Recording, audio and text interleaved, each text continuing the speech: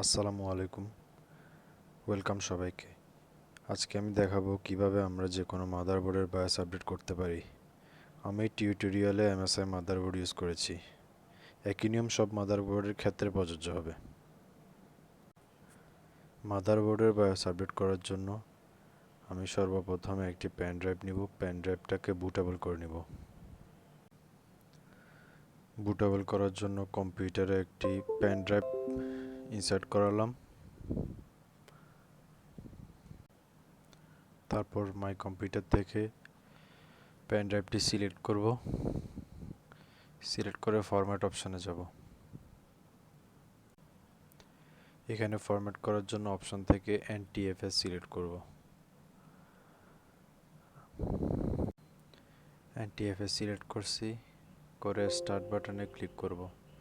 তারপর dialogue box থেকে ওকে করব। ওকে করলে ফরম্যাট কমপ্লিট হবে। আমার পেন ড্রাইভ হচ্ছে 60 জিবি, যার কারণে আমি এনটিএফএস দিয়ে ফরম্যাট করেছি। আপনাদের যাদের 10 জিবি বা 16 জিবি, তাদের ক্ষেত্রে যে বিষয়টা বলতে চাই সেটা হচ্ছে FAT32 সিলেক্ট করে আপনারা ফরম্যাট করবেন।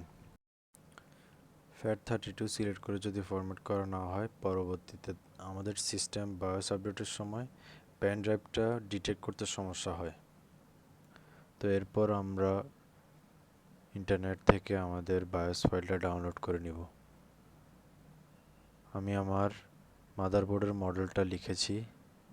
লিখে আমি এমএসআই এর ওয়েবসাইটে ঢুকব। এখান থেকে বায়োসে যাব। বায়োসে গিয়ে আমি লেটেস্ট বায়োস ফাইলটা ডাউনলোড করব। এটি হচ্ছে আমার মাদারবোর্ডের জন্য কাঙ্ক্ষিত বায়োস ফাইল। ডাউনলোডে ক্লিক করে ডাউনলোড স্টার্ট করেছি। ডাউনলোড কমপ্লিট হওয়ার জন্য অপেক্ষা করি।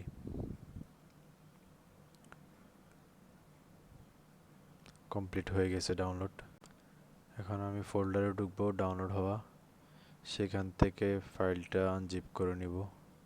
আনজিপ করে এটার ভেতরে যে ফাইলগুলো আছে সেগুলা কপি করে পেন ড্রাইভে নিয়ে যাব, যেটা আমরা এর আগে ফরম্যাট করে রেডি করেছিলাম। এখানে এনে পেস্ট করে দিব।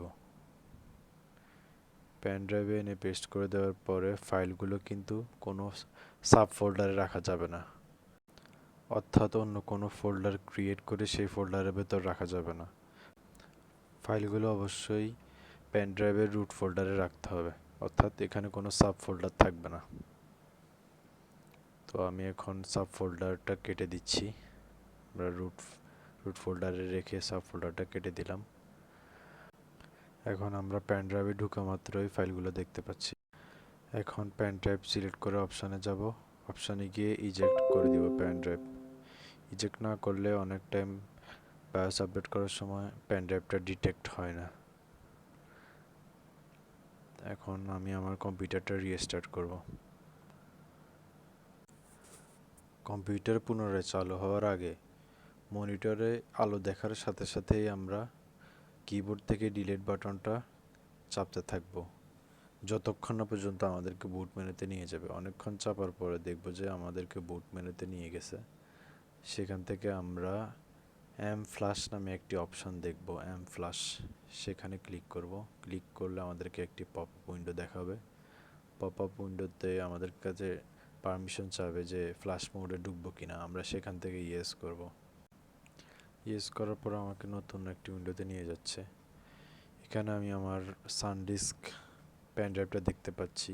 পেন ড্রাইভের ভেতরে থেকে আমি কিবোর্ডের অ্যারো বাটন দিয়ে পেন ড্রাইভের ভেতরে থাকা বায়োস ফাইলটা সিলেক্ট করব। বায়োস ফাইল সিলেক্ট করে এন্টার দিব। এন্টার দেওয়ার পরে এখান থেকে ইয়েস করে দিব।